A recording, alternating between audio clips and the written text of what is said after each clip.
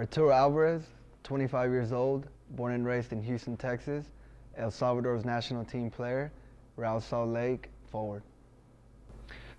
Well, it all began for me with the youth national team for the U.S., U17s and U18s. Went to a few tournaments, and it looks like there were some MLS scouts at those games, and decided to come to Houston and talk to me about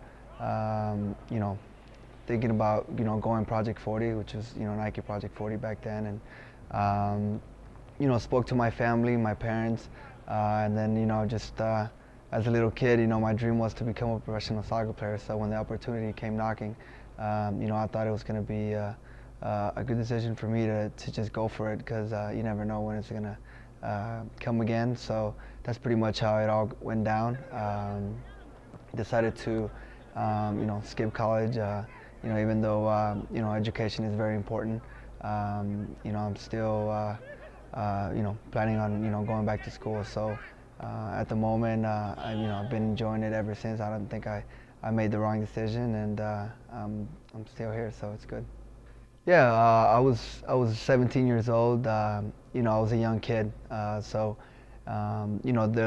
being from Houston, there's not a team in Houston, and the closest team to Houston was Dallas Burn. So in a way, I knew that going into the draft, it would have been a perfect situation for me to go on to Dallas Burn, but it didn't turn out that way. I started my career with the San Jose Earthquakes in '03 under Frank Yallop, which I think everything happens for a reason. I went there.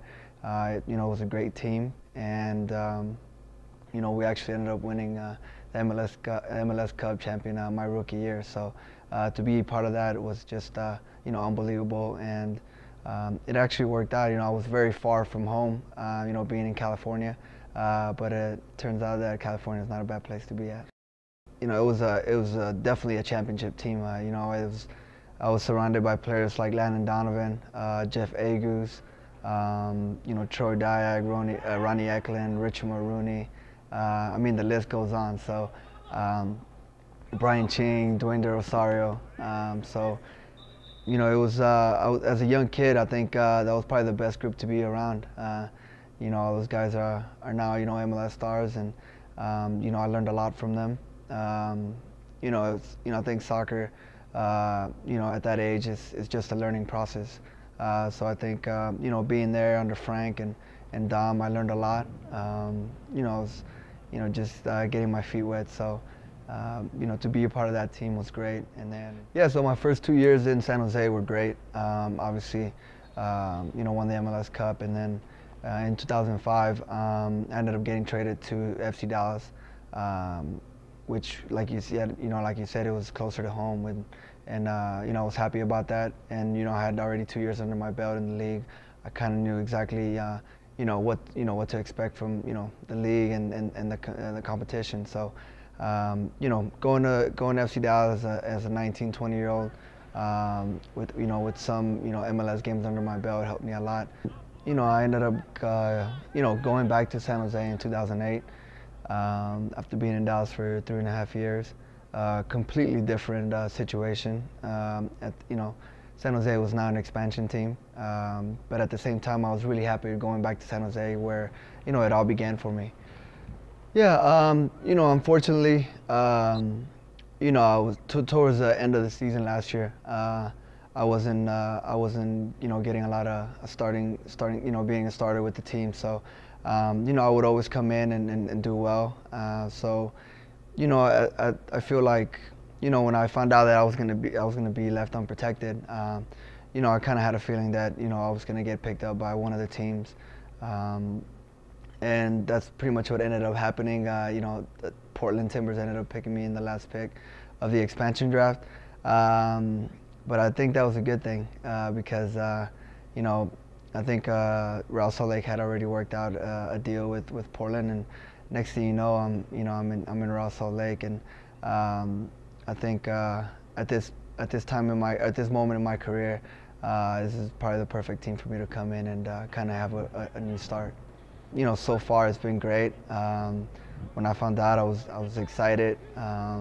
I think coming to one of the best teams in MLS, it shouldn't be a hard decision for you to be like, okay, well, you just have to go with it, and that's exactly what I've been doing, and hopefully I can contribute to this team as much as I can, and bring a championship back to Real Salt Lake. First of all, I think things happen for a reason, and I had a great experience growing up in the United States U.S. youth soccer system. I learned a lot from all the coaches that I had throughout the youth national teams. But I think I got to a point where maybe the coaches with U.S. Soccer right now maybe didn't see me in their plans, and thankfully both of my parents are from El Salvador, so due to the fact that they're both from there, I get a dual citizenship and got the opportunity to represent El Salvador, at the full national team level, which I think as a soccer player, I think everyone wants to be, wants to get that international experience. So, I think, I know I made the right decision. I've been playing for El Salvador for a year now, and it's been great.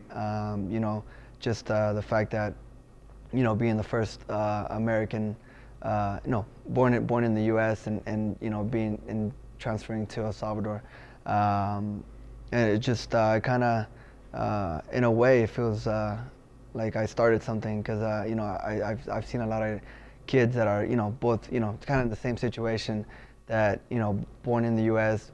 Salvadorian parents who now are looking to play for El Salvador. So I think in a way it's going to help El Salvadorian soccer, which it's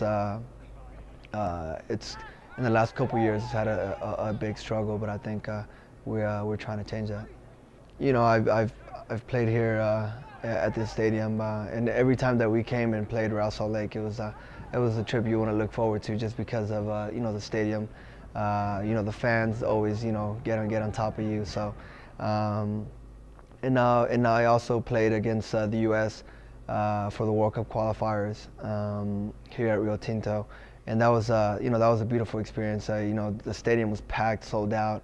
It was like almost half and half Salvadorian fans and American fans, and it was a good game. Unfortunately, we lost 2-1, but it was definitely a good game for the crowd, and to have the opportunity to be to call this place my home now, it's amazing, and hopefully I can make my debut for Real Salt Lake at home in front of my new fans.